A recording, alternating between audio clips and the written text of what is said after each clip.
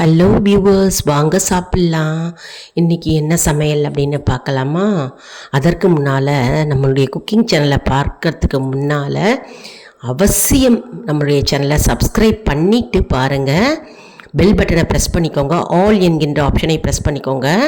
அப்போ தான் நான் போடுற வீடியோஸ்லாம் உங்களுக்கு நோட்டிஃபிகேஷனில் மிஸ் பண்ணாமல் தெரிய வரும். இன்றைக்கி கொத்தமல்லி கருவேப்பிலை போட்ட துவையல், கொத்தமல்லி கருவேப்பிலை துவையல் எப்படி செய்கிறது அப்படின்னு பார்க்கலாம். இது வந்து பேச்சுலர்ஸ்க்கு ரொம்பவே யூஸ்ஃபுல்லாக இருக்கும். ஹாஸ்டலில் தங்கி படிக்கிறவங்க, வேலைக்கு போகிறவங்களுக்கு ரொம்ப யூஸ்ஃபுல்லாக இருக்கும். நியூலி மேரிடு கப்பிள்ஸு, சமையல்னால் என்னன்னே தெரியாதவங்களுக்கு இந்த வீடியோ ரொம்பவே யூஸ்ஃபுல்லாக இருக்குங்க. கவனமாக பாருங்கள், நிறைய டிப்ஸு இதில் இருக்குது. ரொம்ப ஈஸியாக செஞ்சிடலங்க. கொத்தமல்லி கருவேப்பிலை இஞ்சி போட்ட அருமையான துவையல். இது வந்து இட்லி, தோசை, சப்பாத்தி, பூரி தொட்டுக்கலாம். சாதத்துலேயும் கலந்து நம்ம சாப்பிடலாம். நெய் அல்லது நல்லெண்ணெய் போட்டு நம்ம வந்து கலந்து சாதத்தை சாப்பிட்லாம். மதியம் சாப்பாடுக்கு கொடுத்து அனுப்பலாம். வீட்லேயும் வந்து நம்ம இதை கலந்துட்டு பிசைஞ்சிட்டு சாப்பிட்லாம். ரொம்பவே அட்டகாசமாக இருக்கும். உடலுக்கும் நல்லதுங்க. கொத்தமல்லி உடலுக்கு நல்லது. மற்றும் வந்து இஞ்சி போடுவோம். இதில் இஞ்சி போட்டால் நமக்கு வந்து அஜீரண கோளாறு இருக்காது, வாய்வு தொல்லை இருக்காது, கேஸ்ட்ரைட்டிஸே இருக்காது, ரொம்ப சீக்கிரமாக ஜீரணமாயிடும். மற்றும் வந்து கருவேப்பிலை தலைமுடி நிறைய வளருங்க. மற்றும் அயர்ன் சக்தி இருக்குது கருவேப்பிலை தினமுமே நிறையாவே நம்ம சேர்த்துக்கணுங்க.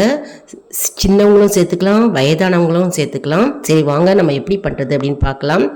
ஒரு வாண்லி எடுத்துக்கணும். இந்த வாண்டியில் கடலைப்பருப்பு 2 ஸ்பூன், உளுத்தம்பருப்பு 2 ஸ்பூன், புளி எலுமிச்சம்பழம் அளவு, மிளகாய் வற்றல் 6-7 எடுத்துக்கலாம். தேவைக்கு ஏற்ப காரம் வந்து கூட்டி குறைச்சி போட்டுக்கலாம். மிளகு நான் 4 எடுத்துகிட்டு இருக்கேன். சீரகம் 1 ஸ்பூன் எடுத்துகிட்டு இருக்கேன். நல்லா ட்ரை ரோஸ்ட் பண்ணிவிட்டு கொத்தமல்லியை நல்லா பொடி பொடியாக நறுக்கணுங்க. அலம்பிட்டு கொத்தமல்லி இதில் கருவேப்பிலையும் சேர்த்துக்கலாம். நல்லா வாஷ் பண்ணணும். கட் பண்ணிவிட்டு தண்ணியெல்லாம் நல்லா வடிய விட்டுருங்க. அப்புறம் அந்த வானிலே லேசாக 1 ஸ்பூன் போட்டு எண்ணெய் போட்டு வறுத்துக்கோங்க. மற்றும் வந்து நம்ம இஞ்சி தோலை சீவி நறுக்கி மிக்சியில் அரைச்சிக்க போகிறோம். உப்பு சேர்த்துக்கிறோம். புளி, மிளகாய் வற்றல், இஞ்சி போட்டிருக்கோம், பெருங்காயம் போட்டிருக்கோம், உப்பு சேர்த்துருக்கோம். இதில் பல்ஸ் மோடில் 1-2 அரைச்சிட்டு மற்றும் வந்து கொத்தமல்லியும் புதினாவையும் சேர்த்து அரைச்சிடணும். மற்றும் கடலைப்பருப்பு உளுத்தம்பருப்பு வந்து 1-2 அரைச்சிட்டு இதில் சேர்த்து கலந்துக்கணுங்க. அவ்வளோதான், நம்மளுடைய அருமையான கொத்தமல்லி கருவேப்பிலை துவையல் ரெடி. நிறைய கொத்தமல்லி நிறையா போட்டு கருவேப்பிலை குறைச்சும் போட்டு செய்யலாம். அப்படிலாம் கருவேப்பிலை நிறையா போட்டுட்டு கொத்தமல்லி 2 பிடி போட்டுன்னு செய்யலாம். எல்லோரும் செஞ்சு பாருங்கள். லைக் பண்ணுங்கள், ஷேர் பண்ணுங்கள், சப்ஸ்கிரைப் பண்ணுங்கள்.